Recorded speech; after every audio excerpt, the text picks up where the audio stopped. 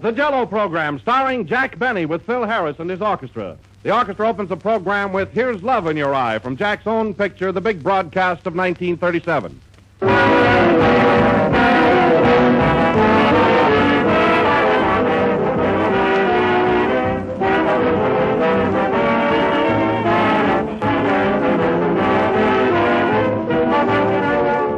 Hang out the welcome sign, strike up the band. Jack Benny's back with us again. Tonight marks the beginning of Jack's and Mary's third year on the air for Jell-O, and they're raring to go. And judging from all the letters we've had, you're raring to listen. So everybody's happy, and lots of the credit for that goes to you, our audience, because your enthusiastic support of Jell-O makes it possible for us to continue these programs. The makers of Jell-O have asked me to thank you for your encouragement, and they've also asked me as official Jell-O spokesman to thank Jack and Mary for all their grand work in the past, and to wish them great good luck on the new series they begin tonight. So let's give 6 delicious cheers for the one and only genuine Jell-O, and for Jell-O's one and only Jack Benny.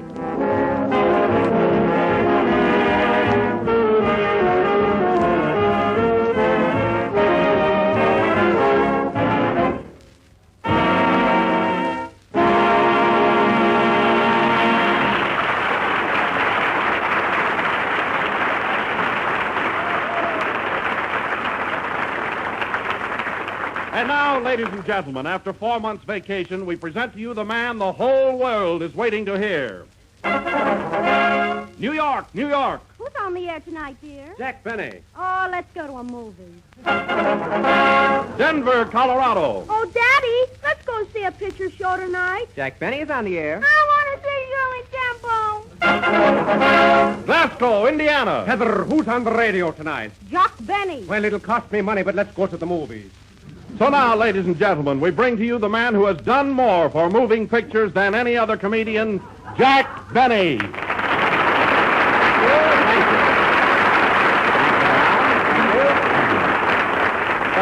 Hey, Don, would you mind trying one more town? Which one? Oh, anyone. Say Waukegan, Illinois. Okay. Waukegan, Illinois.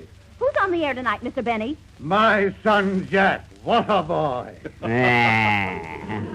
Oh, then you're not going to the movies tonight. No, I saw the picture. Do you want me to tune in any other town? No, Don, that's enough. Well, Jell-O again. This is Jack Benny, who has just returned from his vacation. And I want to tell you, it's great to be back again. Back with this old gang of mine. You mean me, Jack? I sure do. Let's give Wilson a nice big hand. Yes, sir. But no kidding, Don, you look swell. Fit as a bass fiddle. I don't know, you're so tan and rugged. Oh, thanks, Jack. You look tan and rugged, too. Where did you spend your vacation? Well, Don, I worked most of the summer at the Paramount studio, but I did manage to get a couple of weeks off. So I went to Saratoga Springs to the races. I wasn't very lucky, though. Oh, Saratoga Springs. Oh, yes, I lost an uncle there once. Well, I had to put up cash. Oh, that's different. And then I spent a couple of weeks camping up in the Adirondack. Oh, that's right. You told me you were going to do that. Yeah, and by the way, Don, I want to thank you for lending me your shirt. Oh, that's all right. It was swell. I had the only tent with a soft collar.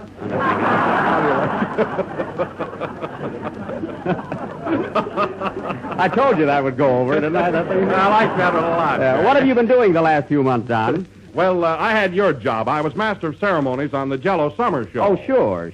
You know, Jack, the Jell-O sales increased tremendously. They did, huh? Yes, sir. And that means that while I was telling jokes, more people than ever before went out and bought Jell-O. While you were telling jokes. Okay. Well, that's a boost for the product only, you know. Come in. Pardon me. Lewis is my name. I'm a reporter on the Radio Guide. Oh, yes. I'm here to get an interview. Oh, of course. Certainly. Pardon me, Don. Has Kenny Baker arrived yet? Not yet. Thanks. I'll wait. Hey, you know, I'm Jack Benny. Yes, I know. What were we talking about, Don? Oh, you were saying how tan and rugged I look. Oh, I thought we went further than that. Oh, Don, look who's here. Hello, Don. Hello, Jack. Hello, everybody. Hello, Mary. Hello, Mary. Well, Mary, it's good to see you. You're looking great. You haven't changed a bit. You look good, too, Jack. Gee, you're so tan and ragged.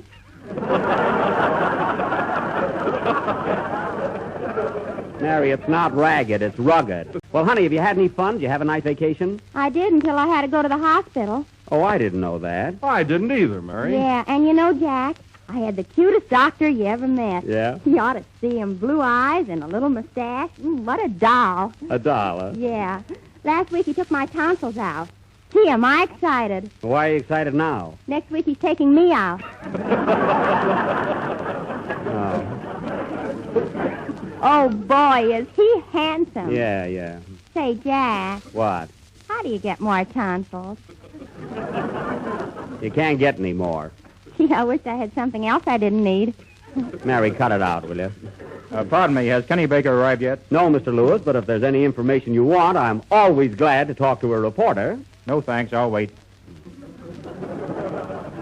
Who is that, Jack? Oh, some fellow. Well, Mary, didn't you take a vacation at all last summer? Oh, sure, Jack. I went to Coronado Beach for 3 weeks. You did, huh? Yeah, and I brought you a little present. Here. Oh, Mary, my, what a pretty seashell. My goodness, huh? See, just what I needed. Well, let's see what it says on it. Oh, souvenir of Coronado Beach. Oh, gee. And you know, Jack, if you put it up to your ear, you can hear music. No kidding, I'll try it. Mary, I don't hear any music. You don't? No. Oh, I forgot to tell you, you got to put your other ear up to a radio. Oh, I see. Oh, Jack. Yes, Don? Phil Harris is here. You haven't forgotten about him, have you? Oh, Phil, of course. Gee, I'm sorry. Ladies and gentlemen, I want you to meet a new addition to our little group, that famous orchestra leader, Phil Harris.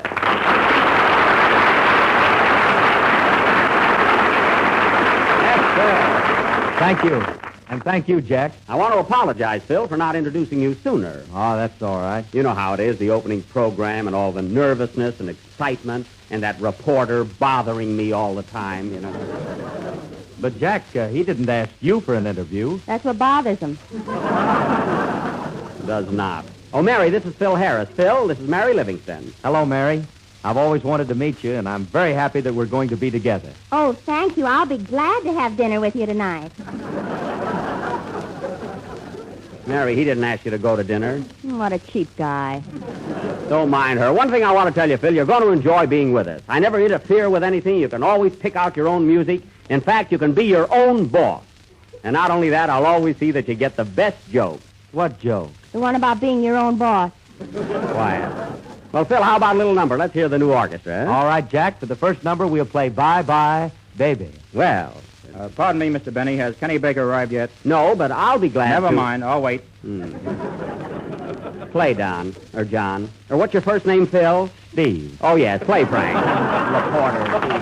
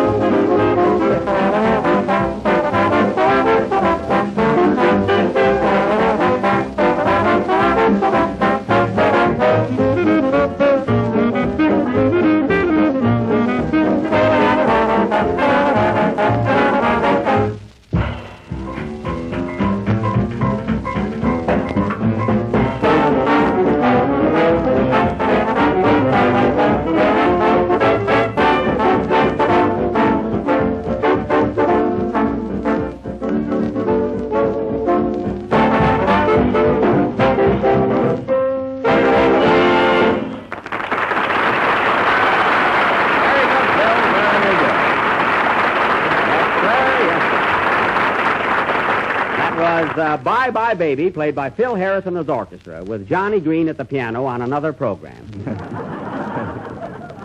And I want to tell you, Phil, as one musician to another, that's excellent music. Thanks, Jack. Say, Phil, you don't mind if I describe you to our listeners, do you? After all, they will be interested. No, but, well, don't build me up too much. I won't. You don't know nothing yet. Well, anyway, folks, in describing Phil, I might say he's tall, rather good-looking. The ladies like him. But still, he's the kind of a guy you can trust with your best girl. If you can trust your best girl. Oh, Jack, why don't you quit ribbing? I'm not ribbing you, Phil. I just happened to run across a joke. Well, you're about due. First time your orchestra laughed at anything, you know? The first program. Well, anyway, folks, I said before, Phil is the romantic type. Well,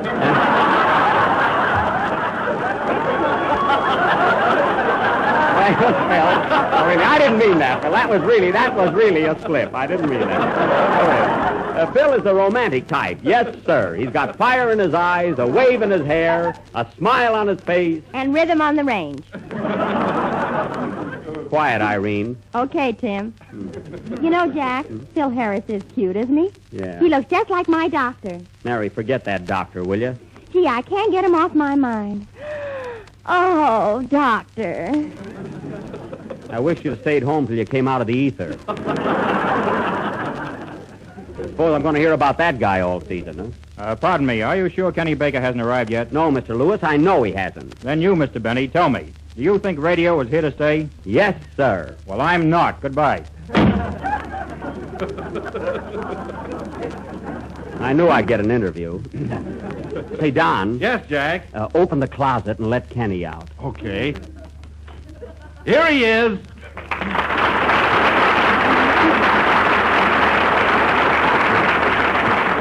Hiya, Kenny. Hello. Oh, Kenny, you're not sore because I locked you in the closet, are you? No, but you didn't have to hang me on a hook. Well, I'm always neat. Hey, I was saving you for that big entrance. You heard that applause, didn't you? Oh, sure. Thanks, Jack. Certainly. Hello, Kenny. Hello, Mary. Hiya, Don. Hello, Kenny. Say, Kenny, have you noticed Don's put on a lot of weight? Yeah, he looks so ton and rugged.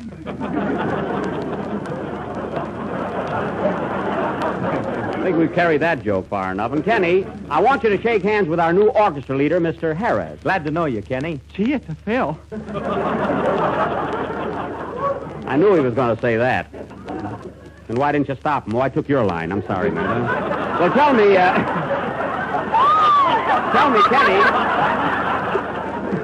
me, Kenny, what kind of a vacation did you have? Oh, pretty fair. It was all right, I guess. Where were you? Well, I spent 2 months in Catalina, 4 weeks in New York. And a half hour in the closet. Well, it wasn't his fault. Boy, is he dumb. He is not. He is, too. He didn't even notice I had my tonsils out. Yeah, go ahead, Mary. Why don't you tell him about that doctor you're so crazy about? He's crazy about me, too. Yeah. Well, Kenny, it's been a long time since we heard you sing. How about a little number right now? All right, Jack. I'll sing The Way You Look Tonight. Oh, your voice is better than that, Kenny, huh?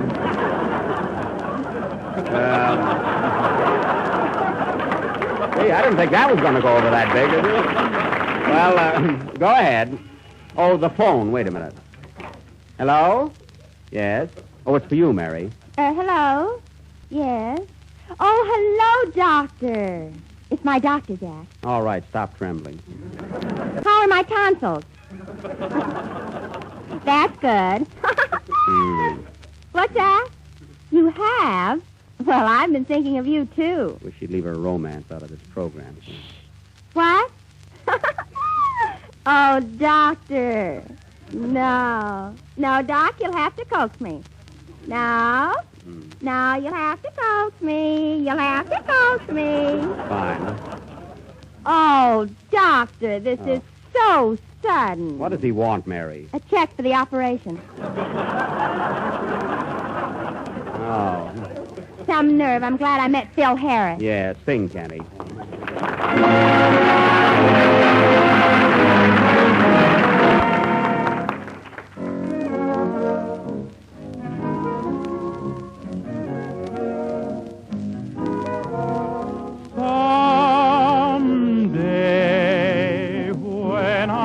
softly low. When the world is cold, I will feel a glow just thinking of you and the way you look tonight. Lovely, with your smile so warm and your cheeks so soft, there is nothing for me but to love you just the way you look tonight. With each word your tenderness grows, tearing my fear apart, love, and that laugh that wrinkles your nose touches my foolish heart.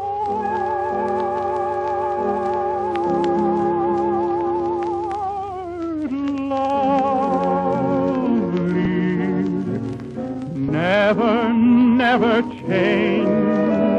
Keep that breathless charm. Won't you please arrange it? 'Cause I love you just the way you look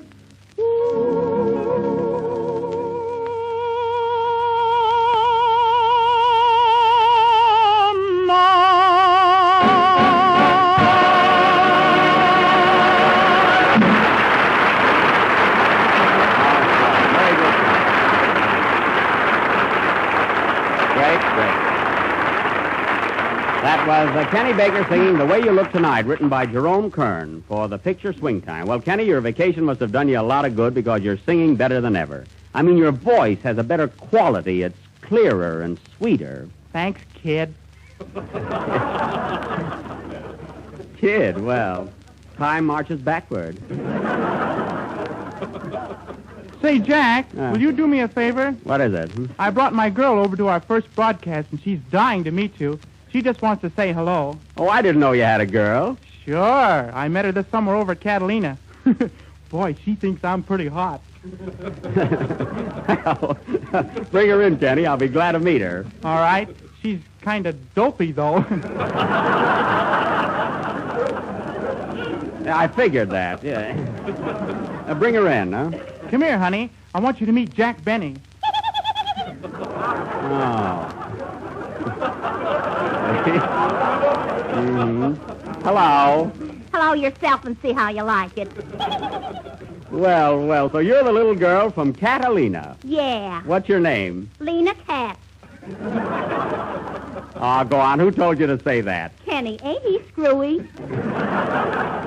Well, Kenny, you sure know how to pick him. You got a nice little girl there. Yes, but she's fickle. She likes Fred McMurray, too. Oh, Fred McMurray, the movie star? Yeah, he's my dream man. She's smarter than I thought she was. Mary. So you like Fred McMurray, huh? I'll say. Gee, I'd go to see him even if it wasn't bank night.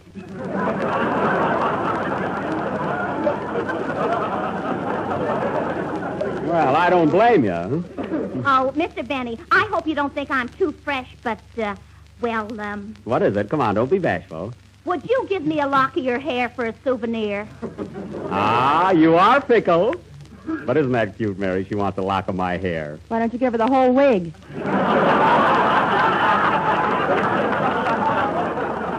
What, and catch a cold? Some other time, Lena. Say, your girl's all right, Kenny. She's talented, too. I wish you could use her on the program sometime. Oh, yeah? What's she got that I haven't got? Tonsils.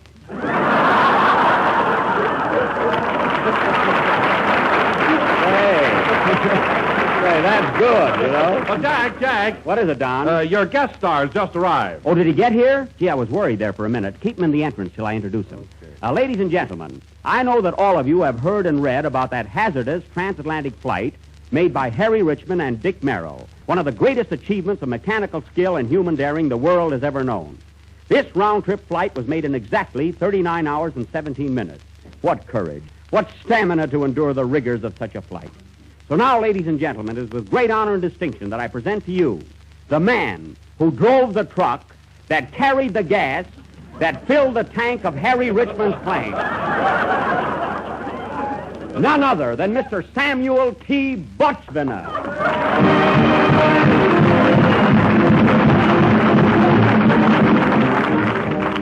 Mr. Butchviner, I cannot tell you how grateful I am for your appearance on our program this evening. Thank you.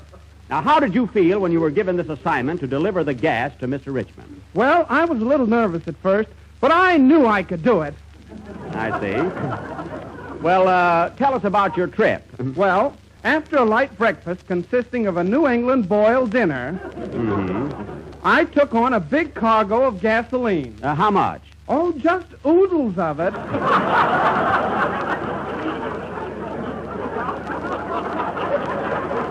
Oodles of gasoline.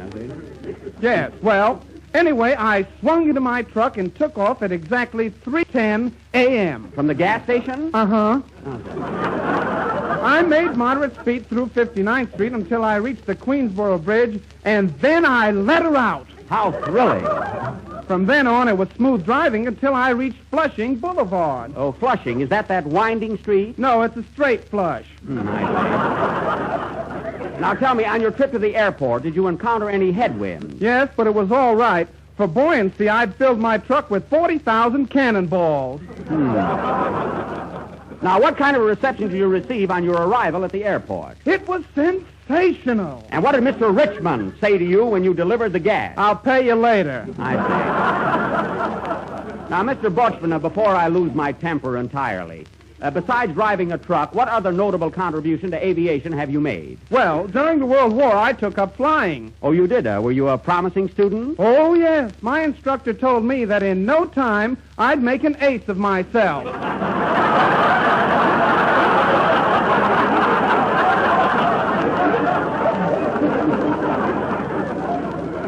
Getting back to your journey, did you have any trouble on your return trip? Yes, I hit a road pocket and was thrown out of my truck into an open manhole. Oh, my goodness. Mary, what are you laughing at? An ace in the hole. Okay, now, just one more question. Did you make this trip alone? No, I had my assistant driver with me, Mr. Borscht. Well, I don't want to appear personal, but there has been a report that you and your co-driver have been on rather unfriendly terms, especially on this last trip. Is there any truth to that? Definitely no. Well, I'm glad to hear that. In fact, there's never been any jealous flow. See? I get it. So do I, and thank you. Is Mr. Borscht here with you? Yes, he's sitting right in the audience. Well, put him on a plate and bring him up. Mr. Borscht, will you come up here, please? I wish I had known this sooner. So you also made this trip, huh? Yes, sir. Well, tell me, when you get behind the wheel of a truck, what road do you like to travel best? You mean my favorite highway? Yes. Oh, Jack, give me the road, the white winding highway. Then let me know the unbeaten byway, and I'll travel along, singing a vagabond song. Mammy, give me that road, Mammy. Mammy, come on, Mammy, give me that road, Mammy. Come on, Mammy, come on. All right, we're yellow. Play, Phil.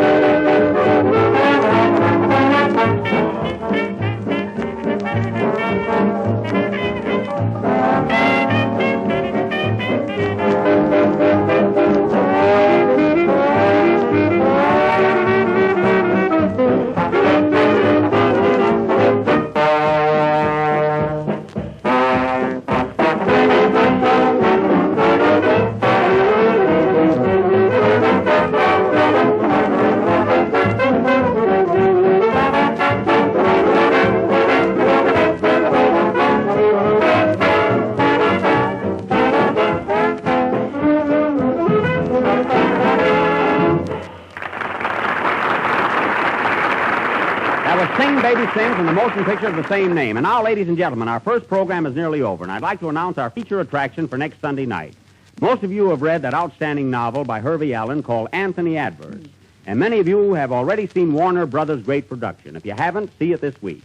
Because next Sunday night, we are going to present our version of that famous classic.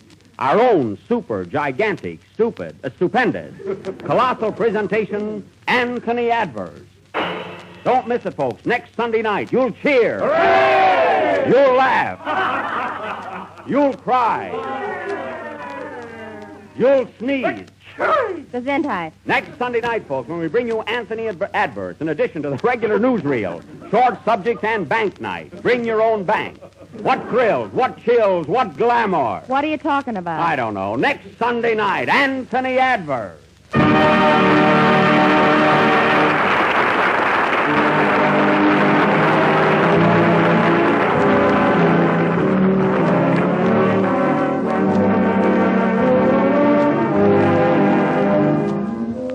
I've a real piece of news for you tonight. Grand good news. The makers of Jell-O now present you with a brand new product.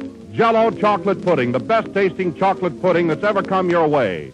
It's smoother, it's creamier, it's more chocolatey. Jell-O chocolate pudding has that swell homemade flavor, the same goodness you used to enjoy when your grandmother made chocolate pudding. And Jell-O chocolate pudding is so easy to make. Just mix the contents of the package with some milk in the top of your double boiler and let it cook until it becomes thick and satin smooth. Then when the mixture's cooled, pour it into the sherbet glasses. And you're ready to surprise your friends and family with a fine, rich, thoroughly delicious chocolate pudding. Each package gives you 6 servings and sells for the same low price as Jell-O. Ask your grocer for Jell-O chocolate pudding in the morning. Remember the name, Jell-O chocolate pudding.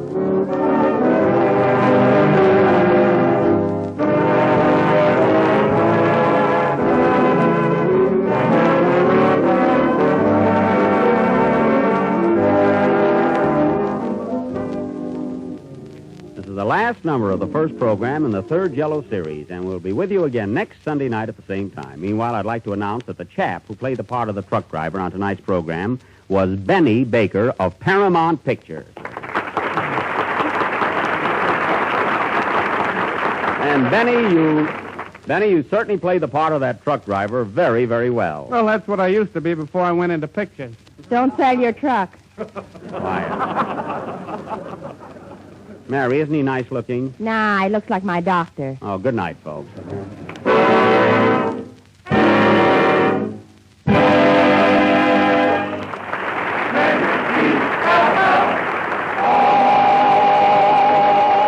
The Jell-O program starring Jack Benny has originated in the NBC studios in Hollywood over the Red Network. This is the National Broadcasting Company.